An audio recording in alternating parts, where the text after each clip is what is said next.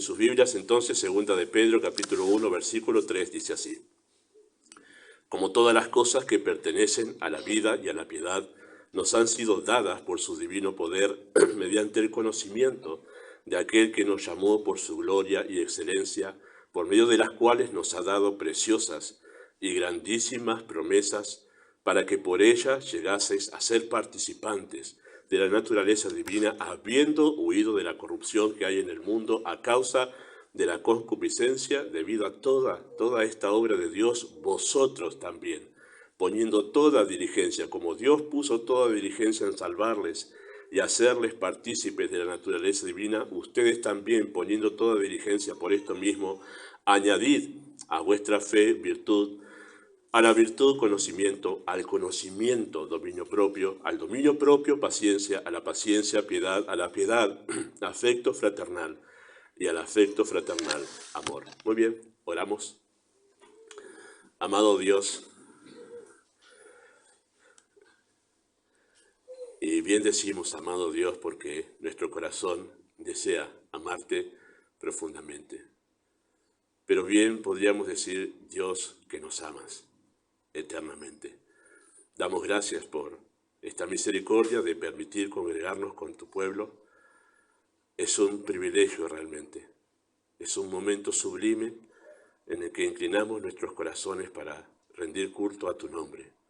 Pensar en la obra de Cristo, en su belleza, en la grandeza de su carácter, en la profundidad de su amor que no alcanzamos a entender, pero especialmente nos congregamos para oír tu preciosa voz, que pueda resonar en lo más íntimo de nuestro corazón.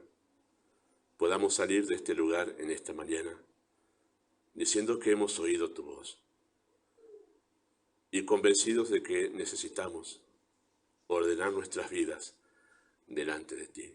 Pedimos esto en el nombre de Jesús. Amén.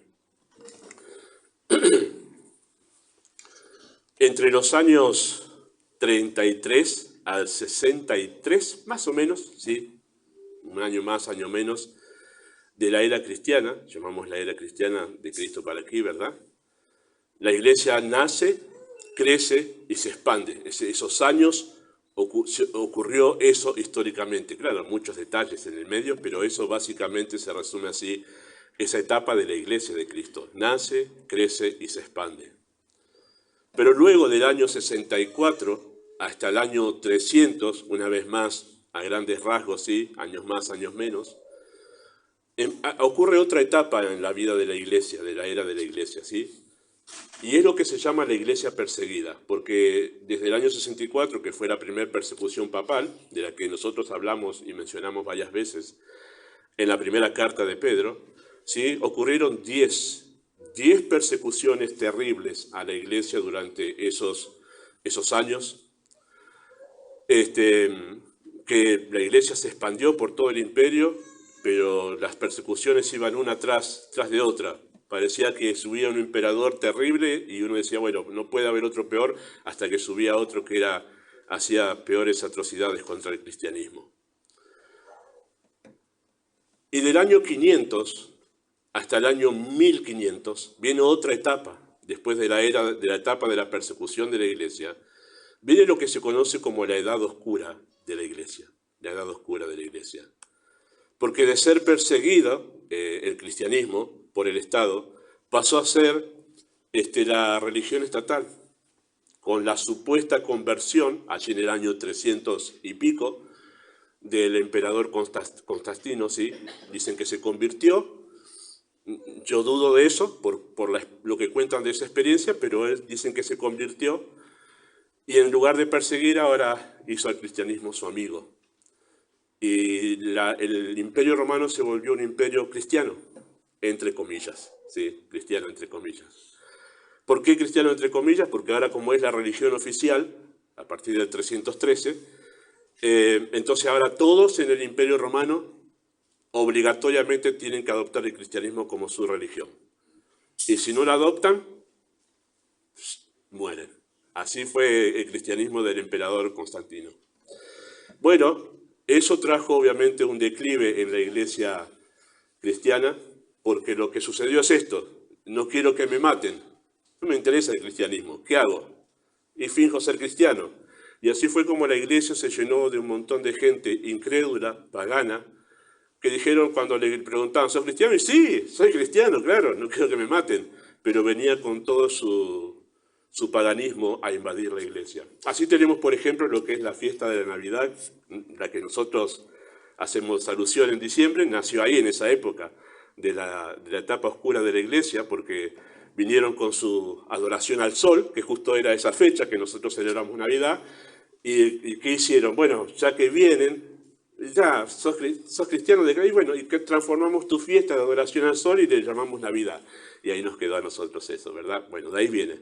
Así como eso, un montón de cosas se introdujeron en la iglesia de paganismo que deterioró y deformó completamente lo que era la iglesia de Cristo, el cristianismo. Por eso se llama la etapa oscura de la iglesia. No solo eso, sino que las Biblias dejaron de ser expuestas al alcance de la cristiandad. Esa etapa es oscura no solo por eso, sino porque los únicos que sabían leer y escribir eran las personas que estaban en la religión, en el Estado, ¿sí? Curas, monjes y todos ellos, y a los demás no se les daba ninguna instrucción. Simplemente tenían que escuchar lo que se decía desde el púlpito. Por eso es muy bueno que ustedes me siguen la lectura, está buenísimo. En esa época no pasaba eso. Y no solo eso, sino que el único idioma en que se leía la escritura era latín. Y no todos hablaban latín. Había una gran ignorancia en muchos sentidos. Y la gran cantidad de población en Europa en ese tiempo era analfabeta. Es algo rarísimo para nosotros pensar en eso, pero nadie sabía leer ni escribir. Etapa oscura en muchos sentidos, por eso se llamó el oscurantismo, ¿sí? Pero en cuanto a la iglesia, es la edad oscura que duró 1000 años. 1000 años duró esa etapa de la iglesia, hasta que llegó el año 1500. Y ahí comenzó otra etapa de la iglesia, ¿sí? Con una iglesia llegó el año 1500 completamente alejada de la Biblia y con una abierta corrupción moral. Por ejemplo, algunos de ustedes conocen, porque hemos contado alguna vez la historia de Juan Hus. En la República Checa fue un gran hombre de Dios en el año 300. Juan Hus fue uno de los precursores de los que puso las primeras semillas de la Reforma. A él lo quemaron vivo, sí, porque él defendía la Escritura y él era uno de los primeros que en la República Checa quiso que su pueblo lea la Biblia en su idioma. Bueno, lo quemaron. La noche anterior al día que quemaron a Juan Hus, los sacerdotes, monjes de ese tiempo tuvieron una orgía como festejo de todo eso. Bueno, así digo esto para que ustedes sepan cuál era el nivel de corrupción de lo que se llamaba la iglesia cristiana en ese tiempo. Pero llega el año 1500 y con una iglesia en esta condición comenzó una nueva etapa histórica de la iglesia conocida como la Reforma Protestante, que tuvo como frase característica post tenebras lux. ¿Qué significa? Los estudiosos de teología, después de las tinieblas, la luz. Porque después de esa etapa de oscurantismo, de oscuridad en la iglesia de Cristo, vino una etapa de la luz en la iglesia del Señor, teniendo como figura sobresaliente a un tal Martín Lutero y otros teólogos de la talla de Juan Calvino. Comenzó esa etapa de lo que conocemos como la Reforma. La verdad de Dios en esta nueva etapa fue puesta en alto como la única autoridad de fe y práctica, y en la nueva iglesia reformada separada de la iglesia estatal, apóstata, inmoral y obviamente alejada de la Escritura. La Biblia fue puesta al alcance de todos en ese momento, en esta nueva etapa de la Reforma, y las doctrinas olvidadas del Evangelio fueron establecidas una vez más como el fundamento de la fe cristiana. La iglesia volvió a la Biblia. Eso fue lo que sucedió en esa etapa. Así que después de las tinieblas, la luz de la verdad de Dios fue levantada como la bandera que identificaba una vez más al cristianismo. Este volver a las Escrituras en el año 1517, más específicamente, que fue cuando Martín Lutero clavó sus 95 tesis de queja contra la corrupción de la Iglesia Católica, eso es lo que eran las 95 tesis, y ese clavar en una puerta de madera es lo que se acostumbraba a hacer cuando se publicaba algo, no era una cosa extraña que estaba haciendo Martín Lutero como revolucionario. Así se ponían las cosas que querían que sean públicas. Así que este volver a las Escrituras trajo como resultado una nueva etapa histórica de la Iglesia que inició en el año 1550 y se extendió hasta el año 1700. Y esa nueva etapa que vino después de la Reforma o como parte de la Reforma, ¿sí?, se la conoce como la era de los puritanos. Quizá usted no escuchó nunca eso, ¿verdad? Pero comenzó una era que se llamó la era de los puritanos, que bien podrían haber levantado esta bandera ese grupo de creyentes denominados los puritanos, o quienes denominaron los puritanos de una manera despectiva, pero le quedó el nombre, y ellos han hecho mucho honor a ese nombre. Sí, ellos podrían haber levantado esta bandera, después de la luz, la santidad, la santidad. Pero, ¿quiénes fueron? ¿Quiénes fueron los puritanos? Quizá algunos aquí ya han leído sobre ellos y empezarán a recordar cosas que vamos a mencionar en esta mañana. ¿Quiénes fueron los puritanos? Bueno, si tenemos que definirlos a ellos de manera muy sencilla, diríamos que los puritanos fueron un grupo de creyentes, muy numerosos, ¿sí?, que tomaron en serio el cristianismo. Así podríamos definir 130, 140 años de un cristianismo dominado por los puritanos, ¿sí? Fueron creyentes que tomaron en serio el cristianismo. Para ellos, la vida cristiana era una aventura heroica que requería una gran cantidad de energía. Tomaron el cristianismo como el gran desafío de sus vidas. Eso eran los puritanos. Ellos fueron un gran número de creyentes que, impactados por las doctrinas del Evangelio, llegaron a tener una idea elevada de Dios. Históricamente sucedió así. Calvino, Lutero, y otro, Wycliffe, en el año 300 en Inglaterra, quien sembró las semillas de la Reforma, Juan Hughes en el 314, en el 400, perdón, todos ellos sembraron la semilla que eran volver a las doctrinas de la Biblia. Juan Calvino es conocido porque ha sacado una vez más a la luz las doctrinas de la Biblia. No es otra cosa que las que yo mencioné la semana pasada de las doctrinas de la gracia.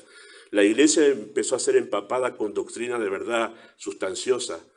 El resultado de que la Iglesia fue empapada con toda la doctrina sustanciosa de la Escritura es los puritanos. Ellos fueron impactados por la doctrina acerca de Dios. Y ellos fueron un grupo de creyentes numerosos que en sus corazones tenían una idea elevada de Dios.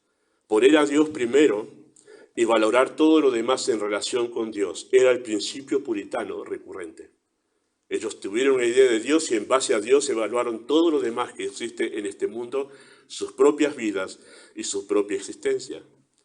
Ellos también eran un grupo de creyentes que además de tener una idea elevada de Dios, tuvieron una admiración por la belleza del carácter santo de Cristo. Algunos de ustedes que son conocedores de la doctrina de Calvino, de Juan Calvino, y que es muy relacionado con las doctrinas del Evangelio, sin embargo sus escritos abundan más la belleza de la santidad y del carácter de Cristo. Y hay más escritos de Calvino. Yo estoy leyendo un libro de 700 páginas que se titula La piedad de los puritanos. Y solamente todo ese libro habla de eso solo, de la piedad de los puritanos. Y la gran parte de ese libro está extraído de los escritos de Juan Calvino. Él escribió más de la piedad y de la belleza de Cristo que de las doctrinas de la gracia. Y es poco conocido eso, es muy poco conocido.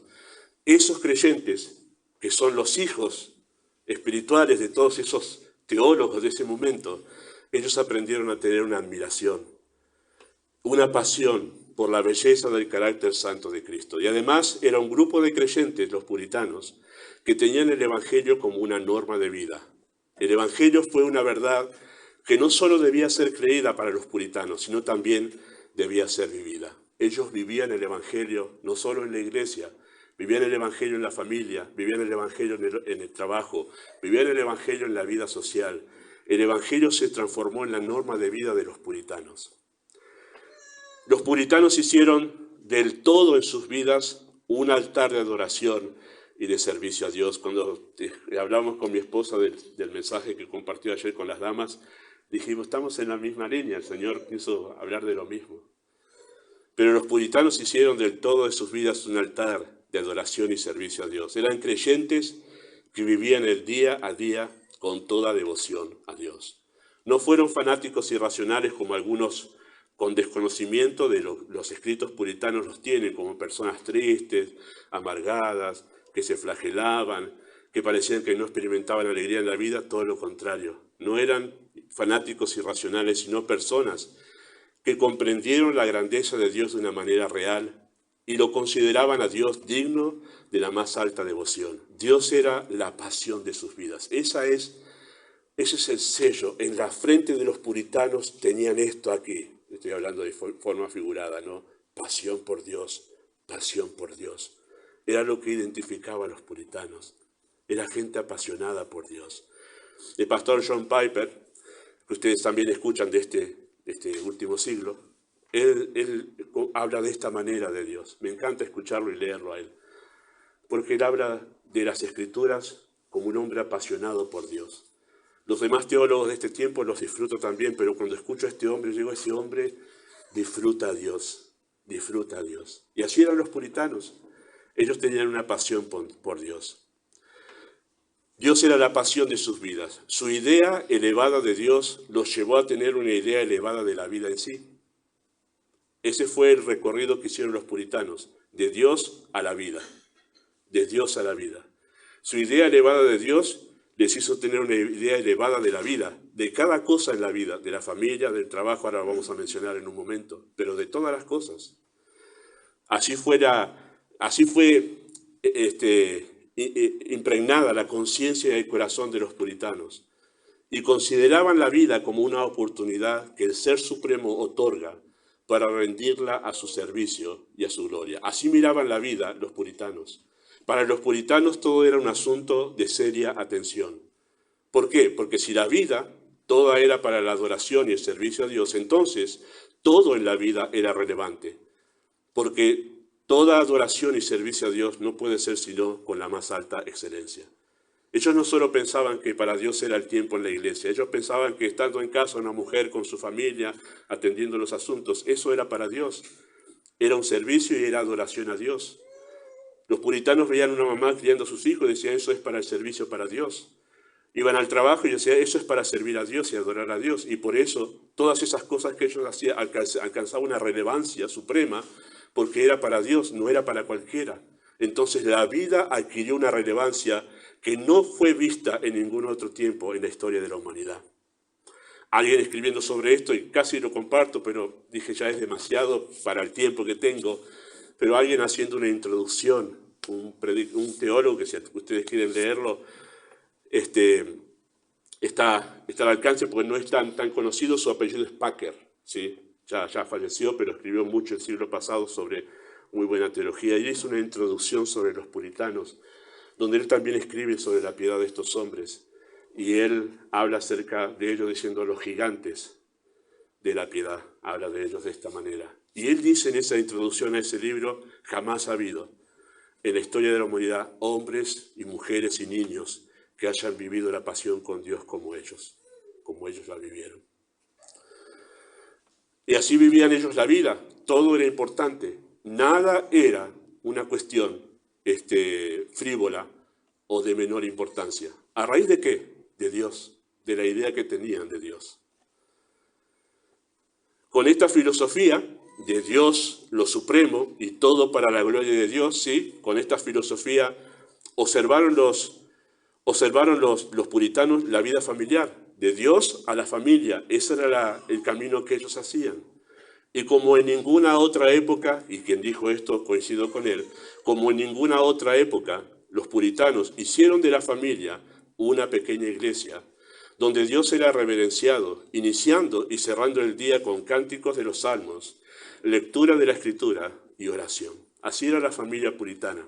Tenían esa costumbre, ese hábito. Y donde usted lea, ¿sí? Donde usted lea escritos puritanos, usted se va a encontrar, o libros históricos de ellos, que la vida de ellos consistía en esto, la vida familiar.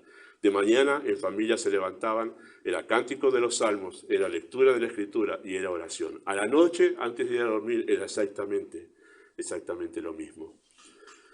Creían en la importancia de familias espiritualmente fuertes, donde los padres asumían su responsabilidad de guiar y disciplinar a sus hijos en el temor de Dios. Las iglesias lo predicaban, los magistrados lo hacían valer y los padres lo ponían en práctica, a este hábito de Dios siendo el centro de la familia. Desde una edad muy temprana, los niños se empapaban de una cosmovisión cristiana. Los padres puritanos hacían provisión tanto para el cuerpo de sus hijos como también para el alma de ellos. Los puritanos se centraban en la familia piadosa como la clave para la influencia poderosa en la sociedad. Creían que en tanto que la familia esté bien ordenada, la corrupción se mantendrá restringida dentro de los límites definidos y la sociedad será bendecida. Quiero mencionarles que los puritanos nacieron en Inglaterra, el grupo este, se extendieron después por persecución en Inglaterra, unas cuestiones políticas que no es difícil entender y lleva tiempo explicarlo, pero fueron perseguidos. Y en un día, por ejemplo, más de 2000 pastores puritanos tuvieron que salir de Inglaterra. Fueron a Escocia, fueron a Rumania, si mal no recuerdo, pero gran número de ellos, ¿dónde fueron? A Estados Unidos. Estados Unidos se fundó con colonizadores puritanos que, escapando de Inglaterra, fueron allí a iniciar una nueva nación bajo principios bíblicos. Y es por eso que usted, si ve la Constitución de Norteamérica, te va a encontrar muchos principios bíblicos, porque fue fundada por puritanos, personas que tenían pasión por Dios. Y no debe resultar nada de por qué esa nación prosperó tanto. Porque había una semilla puritana allí, de pasión por Dios, que fundó esa nación así. Después hubieron problemas, pero los problemas y los errores que tuvieron los puritanos para nada quita todo esto que estamos diciendo ahora. Pero se fundó así, y ellos creían en esto, familias piadosas como la base de una sociedad que mantenía la corrupción dentro de sus límites. Por eso también es muy entendible, a la luz de esto, notar la diferencia que hay en el concepto de justicia, en la justicia norteamericana, con el concepto de justicia que hay en los países latinos.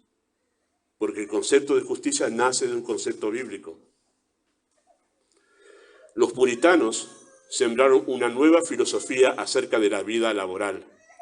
Si los puritanos veían el trabajo como un llamado celestial para servir y glorificar a Dios, cualquier trabajo, ¿sí? El trabajo en sí, donde sea, los puritanos lo veían como un llamado celestial para servir y glorificar a Dios. Lo tomaban muy en serio ellos al trabajo, ¿sí? Y se ocupaban en que los hijos lleguen a la vida adulta con habilidades necesarias para cumplir con su llamado, porque era un llamado de Dios el trabajo, ¿sí? A trabajar. Por eso a los 14 años de edad se podía enviar al muchacho a la par de un artesano o un comerciante para que aprendiera su llamado desde los primeros fundamentos. Los niños puritanos no solamente eran amados y bien disciplinados, sino también productivos desde una edad muy temprana. ¿Por qué? Porque es un llamado, Dios te llama a trabajar. Vos tenés que ir, ahora ya estás en condición de trabajar, y lo preparaban para que ese llamado lo cumpla bien. Y por eso le enseñaban que adquiera habilidades para glorificar a Dios con su trabajo. Y hablaba obviamente de una época donde era o ir al artesano o ir al comerciante. No había fábricas todavía en ese momento, ni otras cuestiones para aprender. La idea elevada de Dios de los puritanos los llevó a tener una idea elevada del trabajo. Creían que esta era la manera en que el creyente dignificaba el trabajo, viéndolo como un servicio a Dios, como la Biblia enseña. Como la Biblia enseña. Ellos lo hicieron práctico. Lo que dice Pablo en Efesios, ellos lo llevaron a la práctica, a la vida real. Y no es raro observar entonces que bajo esta perspectiva del trabajo, como una vocación celestial, los puritanos se entregaron al trabajo con todo fervor. Richard Baxter, que es uno de los famosos predicadores puritanos, dijo: sé laborioso y diligente en tu llamamiento. Y si sirves alegremente a Dios en el trabajo de tus manos, con una mentalidad celestial y obediente, será tan aceptable para Él como si hubieras pasado todo el tiempo en ejercicios espirituales, en los ejercicios más espirituales. Esa era la mentalidad del puritano. No solamente la adoración a Dios es mi tiempo devocional a la mañana, sino es cuando voy al trabajo con lo que estoy haciendo, eso es adoración a Dios. Esa era la mente puritana, una mente bíblica, una mente bíblica. Para los puritanos, todo era un asunto espiritual. Lograban ver toda la vida como propiedad de Dios. Por eso todo era espiritual. Ellos vivían simultáneamente en dos mundos. Y ambos eran igualmente reales para los puritanos, ¿sí? La vida espiritual y la vida diaria. Para ellos eran dos mundos, pero eran exactamente iguales, de reales, ¿sí? La vida no estaba para el puritano dividida en espacios sagrados y espacios seculares. Cada asunto del día a día tenía que ver con una oportunidad para glorificar y servir a Dios. Todo era sagrado para el puritano. Todo era sagrado para el puritano.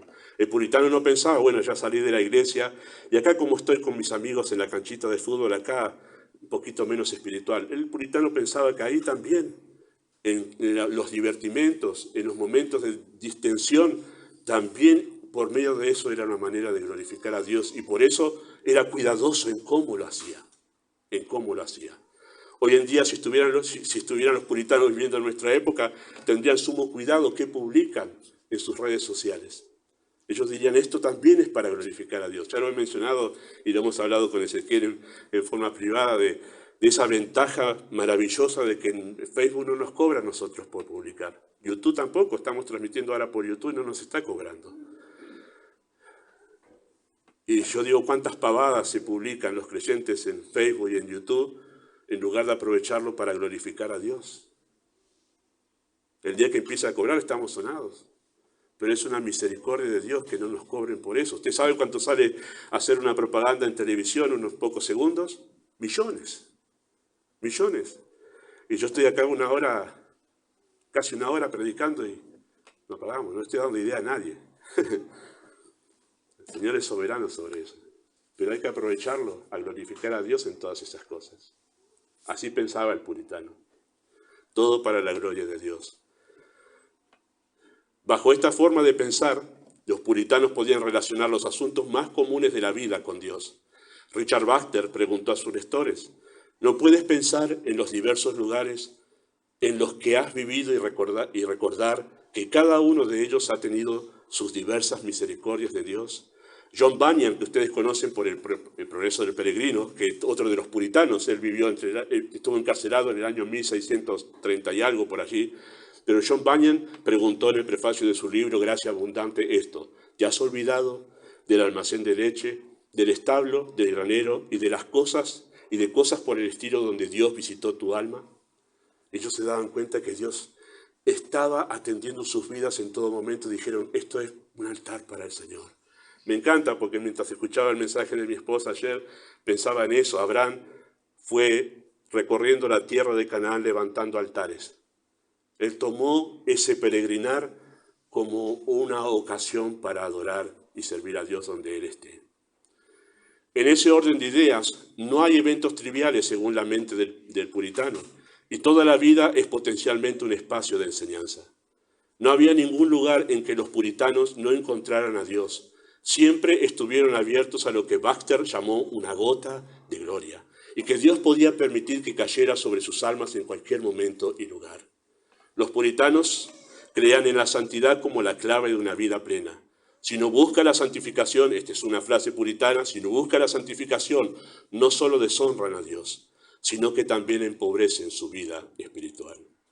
Tener la vida centrada en Dios significaba hacer de la búsqueda de la santidad el eje central de sus vidas. Ellos no eran perfectos los puritanos, y ellos lo sabían muy bien. Por eso es que tomaban el pecado muy en serio, lo veían como una gran batalla que debían librar en sus propios corazones. Eran hombres y mujeres que verdaderamente sintieron el gemido de Pablo, oh miserable de mí, ¿quién me librará de este cuerpo de muerte? Ellos sentían la necesidad de huir a Cristo cada día para ser lavados de sus pecados diariamente. No solo creían en una santidad de corazón, sino también en la santidad práctica, y que debía reflejarse en cada aspecto del diario vivir. Uno de sus predicadores dijo esto: los cristianos deberíamos espiritualizar nuestros corazones y afectos de tal manera que podamos tener corazones celestiales en los quehaceres terrenales. Los puritanos veían la santidad personal como una pasión en sus vidas, no como una carga. Uno de sus predicadores, Ralph Benning, en un tratado sobre el pecado, llamó a la santidad la belleza de la tierra y del cielo, sin la cual no podemos vivir bien en la tierra, ni jamás viviremos en el cielo. El objetivo de la vida espiritual de los puritanos era disfrutar a Dios y glorificarlo en todo. Ellos buscaban eso. ¿Cómo puedo disfrutar a Dios? Esa era la meta en la vida de los puritanos. Y lo segundo, ¿cómo puedo glorificar a ese Dios que ahora disfruto? Supongo que imaginarán ustedes, espero yo, lo que significaba la iglesia para los puritanos, lo cual no quiero hacer mucho énfasis, porque si de esto pensaban, de la vida secular y del trabajo, lo que llamamos secular, ¿qué sería la iglesia para los puritanos? Pero permítame citarle lo que escribió Juan Calvino, que es el padre de los puritanos, quien los nutrió con toda la doctrina. ¿Qué escribió él acerca de la iglesia? ¿Sí? Él dijo esto sobre la iglesia: si no preferimos la iglesia a cualquier otro objeto de nuestro interés, somos indignos de ser contados entre sus miembros. ¡Wow! ¿Se imaginan este hombre hoy en día? ¿Qué sería en una iglesia? Tremendo. Él pensaba eso. Si decidís dedicar el tiempo, en lugar de estar en la iglesia, a otra cosa, sos indigno de ser contado entre sus miembros. Tenían a la iglesia como sagrada, como la Biblia enseña, como Efesios capítulo 5 enseña, una iglesia gloriosa, gloriosa. A la luz de todo esto, no debe resultarnos raro que los puritanos fueran las personas más entusiastas, alegres, productivas, emprendedoras, leales, apasionadas y abnegadas. No solo en los asuntos de la iglesia, sino en la vida toda. Y podríamos seguir de manera sin fin hablando de los puritanos. Ellos fueron una gran influencia en predicadores como el pastor Spurgeon y como Martin Lloyd-Jones, que fue uno de los, podríamos llamar, últimos puritanos que podríamos recordar en nuestra era. Las últimas gotas del puritanismo que podríamos estar hablando. Yo tuve la bendición de conocer a un hombre así. Y hasta ahora no he visto un hombre como él. Que en mi juventud, ahora ya está con el Señor él, pero yo temblaba cuando él subía a predicar. Y no estoy exagerando. Se me ponía, como decimos, la piel de pollo a nosotros, a las mujeres de gallina. Pero de verdad, hermanos. Y más de una vez lloraba escuchándolo a él, porque ese hombre amaba a Dios, pero ese hombre vivía a Dios. Ese hombre vivía en la presencia de Dios. Y yo lo vi. Y yo puedo decir, me imagino entonces lo que habrán sido los puritanos. Y no he visto un hombre así hasta el día de hoy, que amara a Dios como lo amaba él. Ya está con el Señor ahora, partió por la enfermedad de un cáncer hace más de 15 años, sí. Pero yo estuve con él. Yo lo vi a él. Fue mi profesor de instituto bíblico. Y fue mi pastor cuando yo iba a los campamentos de jóvenes. Y su último mensaje, teniendo cáncer, se levantaron un montón de jóvenes después del mensaje de él, llorando para rendir sus vidas a Dios. Tremendo era. Podríamos seguir hablando sobre los puritanos. El pastor Spurgeon tenía mil libros en su biblioteca de los puritanos. Martin Lloyd-Jones tenía 2000 libros de los puritanos. Así que si usted se quiere buscar algo, va a encontrar en YouTube, en Internet hay un montón de escritos puritanos que se pueden leer. Lean los de Richard Baxter, la espiritualidad. Hay un libro sobre la oración que yo compartí hace como 3 años atrás en cuanto a la oración, que lo escribe también un pastor puritano, y está relacionado en cuanto al pastor y la oración, las expresiones profundas sobre la vida de oración. La oración de los puritanos era entrar al cielo mismo, queridos hermanos. De la realidad de la presencia de Dios que ellos tenían. Ellos vivían en la presencia de Dios. Dios era real para ellos. Podríamos seguir, pero creo en verdad que esto es suficiente, en verdad. Hombres que contagiaron con su piedad a estos predicadores. Creo que esto, lo que acabo de mencionar, pienso yo, es suficiente para ilustrar el significado de la palabra piedad. Anotado en nuestro texto cuando Pedro dice que al conocimiento hay que añadir dominio propio, y el dominio propio, paciencia, y de la paciencia, piedad. Y cuando yo me puse el lunes a empezar a hacer este mensaje, dije, ¿cómo explico piedad? ¿Cómo explico piedad? Y entonces apareció de una manera providencial este escrito de los puritanos. Ahí está. Ahí está. Es eso. Si ustedes quieren saber, eso es piedad. Eso es piedad. Es pasión por Dios. Y yo creo que este punto es el punto clave en el crecimiento en la fe. Este es el punto de inflexión en todo esto que estamos viendo en Pedro, de crecer en la fe, hasta llegar. No vamos a poder llegar a lo que dice, y que lo vamos a ver la semana que viene, Dios mediante, que es afecto fraternal y amor, porque eso ya es el clima de la madurez espiritual. Pero creo que no se puede pasar ahí si esto no es real en nuestras vidas. La piedad, la pasión por Dios. Es el punto de inflexión aquí, en este crecimiento en la fe, y creo que es la razón por la cual sufrimos hoy en día, lo voy a decir así, sufrimos hoy en día de una gran decadencia en la vida espiritual de la Iglesia de Cristo. Hay excepciones, gracias a Dios que hay excepciones, pero la Iglesia de Cristo hoy se caracteriza por creyentes inmaduros que no crecen en su fe. ¿Cuál es el punto? Dios. La idea que tienen de Dios es el problema. Pedro dice que en quinto lugar debemos añadir piedad a nuestra fe. Y el término significa literalmente muy devoto de Dios. Y si pensamos en alguien muy devoto de Dios, lo único que me viene a la mente es puritanos. Es puritanos. Uno podría decir en el significado, simplemente en el concepto de la palabra puritano, que es la virtud que infunde en mi corazón una apasionada reverencia a la persona de Dios. Es la virtud que coloca a Dios en el trono de mi corazón y lo afirma como la razón suprema de la existencia. El piadoso es aquella persona que, maravillada por la majestad, la grandeza y la santidad de Dios, determina llevar una vida que traiga gloria a tan grandioso ser. Podríamos decir que el piadoso es aquel que, viviendo para la gloria de Dios, hace de cada asunto en su vida una cuestión relevante. El piadoso toma por sublime la lectura de la Biblia, el tiempo de oración y los cultos a Dios. Todos los teólogos de renombre, y no me equivoco en esto, todos los teólogos de renombre coinciden en decir que los puritanos son el ejemplo más elevado de lo que significa la piedad, y por eso los he citado. Y ahora la pregunta es esta, para ir entrando al fin de este mensaje. ¿Qué cambió? ¿Qué pasó?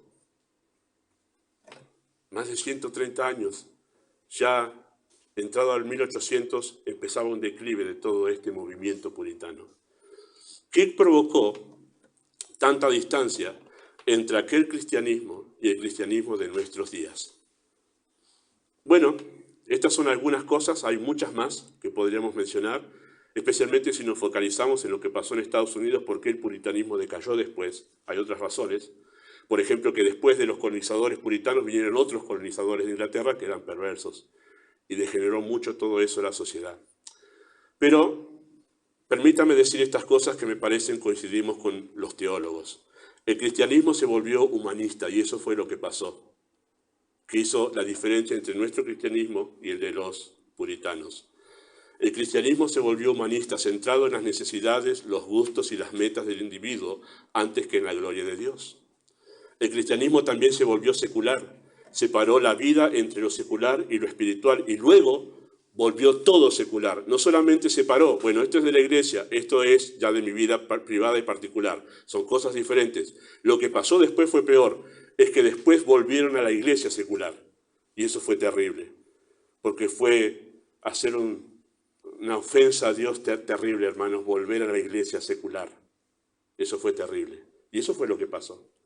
Para el puritano era todo santo y sagrado, esto y lo de afuera. La iglesia cambió, separó primero, aquello ya no es tan sagrado, ahí puedo hacer lo que quiero. Ahora no solo eso, sino que la iglesia tampoco es sagrada. Y empezaron a hacer cualquier cosa en la iglesia, cosas terribles. El cristianismo postmoderno en el que vivimos nosotros volvió todo secular, incluyendo el servicio y la adoración a Dios. Este cristianismo tomó el camino inverso de los puritanos. Eso fue lo que pasó. Eso fue lo que pasó. Promovió la idea de un Dios pequeño, este cristianismo de hoy. Un Dios manipulable, sujeto al deseo humano, limitado y consentidor del pecado, al cual se lo puede servir de cualquier manera. Por eso, todo es tomado a la ligera en este cristianismo postmoderno. Hábitos, vocabularios y moda. Me llama la atención cómo personas que profesan, por ejemplo, fe en Cristo, no tienen problema en publicar un meme donde hay una mala palabra, entre las muchas cosas que podría mencionar.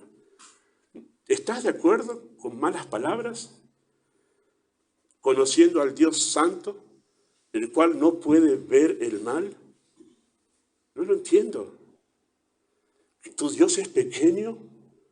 ¿Tu Dios es así de pequeño y de impío? Ese no es el Dios de la Biblia. No es el Dios de los puritanos. No es el Dios que conocieron los grandes hombres en la historia de la cristiandad, que tenían a Dios por sublime y se cuidaban en todo. ¿Recuerdan aquel momento en que Isaías tiene esa visión de la gloria de Dios sentado en su trono? Sus faldas llenaban el templo, la majestad de Dios fue descubierta a los ojos de Isaías. Él escuchó como los serafines decían: santo, santo, santo, Jehová de los ejércitos. ¿Y qué fue lo primero que dijo Isaías? ¡Ay de mí, que soy muerto! ¿Por qué? Porque morando en un pueblo que tiene labios inmundos, yo tengo labios inmundos.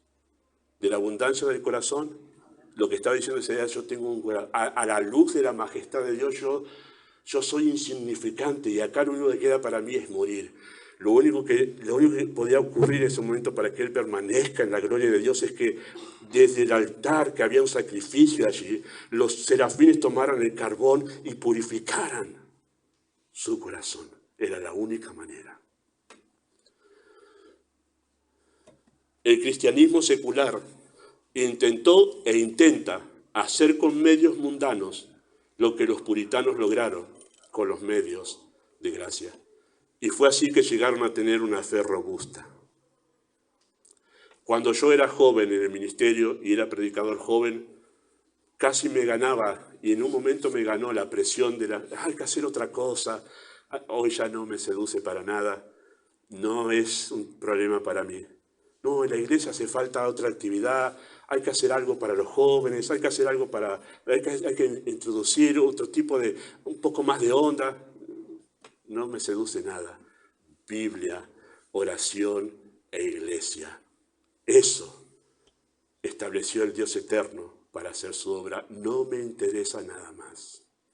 Así que vemos 5 acá. No me interesa nada más. Porque así fueron los puritanos. Dieron prioridad a esas 3 cosas en sus vidas. Y así robustecieron su fe. Crecieron en su vida espiritual. Hebreos capítulo 11, donde ustedes leyeron, nos habla de otros puritanos, separados por siglos de los otros, pero con la misma motivación, pasión por Dios. Ellos vivieron bajo la realidad de un Dios al que hay que rendirle cuentas. ¿Cómo me impresiona cada vez que paso por Hebreos 11 esa expresión cuando se habla de Moisés? Se sostuvo como viendo al invisible. Dios era real para Moisés, aunque estaba en el desierto. Tremendo. Y su convicción acerca de la grandeza de ese Dios lo llevó a decir los tesoros. Él podía haber llegado a ser emperador, Moisés. Era hijo de la hija de Faraón. Se moría el Faraón y él iba a ser Faraón. Y él dijo, rechazó los tesoros de los egipcios porque tuvo por más valiosos los vituperios de Cristo. ¡Qué idea magnífica, grandiosa tenía Moisés de Dios, que dijo, eso no vale nada al lado de este Dios grandioso, por el cual estoy dispuesto a morir en el desierto, porque nada supera su belleza. Él vivía en la presencia de Dios, consciente de que Dios es real, de lo que él sabía de Dios era verdad, y lo vivía, y estaba dispuesto a rechazar todo aquello que no honraba a ese Dios. Por eso renunció a los tesoros de los egipcios, porque no honraban a Dios. Ayer hablaba con un hombre a quien estoy discipulando, y él me decía, yo en trabajo de albañilería tengo la oportunidad de elegir porque hay mucho pedido para mi trabajo. Pero en un momento decidí elegir unos trabajos por los que ganaba menos, pero para tener tiempo a la mañana para orar y estudiar la Biblia. Y gracias a Dios lo logré establecer ese tiempo, pero después me pedían tanto y me presionaron que agarré otros trabajos más y empecé a perder. Y cuando pasó eso, el Señor me rompió el vehículo. Y lo que estaba ganando de más, lo empecé a usar para arreglar el vehículo. Y eso fue como una disciplina para mí, para decirme, no tenés que hacer eso, no lo necesitas. Es más, él no pasa necesidad con ese trabajo con donde ganaba menos. Y él se dio cuenta que fue una disciplina del Señor. Tremendo. Esos hombres de Hebreos 11 vivieron bajo la realidad de un Dios al que hay que rendirles cuentas. ¿Notaron cómo empieza Hebreos 11:1? Es pues la fe, la certeza de lo que se espera, la convicción de lo que no se ve. ¿Cuál es la pregunta que le haríamos a ese texto? Bueno, ¿qué es lo que se espera? ¿Y qué es eso que no se ve? Esa es la pregunta que hay que hacer a ese texto si uno quiere entenderlo. Bueno, el mismo capítulo nos responde en versículo 6 diciendo esto: sin fe es imposible agradar a Dios, porque es necesario que el que se acerca a Dios, ¿qué cosa tiene que pasar? Tiene que creer que hay un Dios. Eso es lo que no se ve. Y eso es lo que hace la fe, que tomemos como real aquello que no se ve, y es Dios. ¿Y qué es lo otro que esperamos? Bueno, el texto en Hebreos 6 dice que es galardonador, hay que creer que es galardonador de los que le buscan. Es un Dios al que hay que rendirle cuentas. Y bajo esa premisa vivieron los puritanos y vivieron todos los hombres que realmente han rendido sus vidas a Dios. Yo no puedo vivir como se me da la gana, porque hay un Dios al que yo le tengo que rendir cuentas. Eso es vivir bajo una conciencia de que Dios existe. No puedo llevar mi vida así como quiero, porque en un momento voy a ser llamado a rendir cuentas a ese Dios. Y ustedes ven que después hay una gran cantidad de hombres y mujeres mencionados, y si usted lo analiza, mientras leía a Hugo, yo estaba mirando el texto y decía, mirá vos, todos los ejemplos que va dando son de personas que vivieron creyendo algo que nunca vieron. Porque Abraham nunca vio la descendencia que Dios le prometió. Moisés nunca vio a Dios, pero vivió como Dios ahí, estando ahí.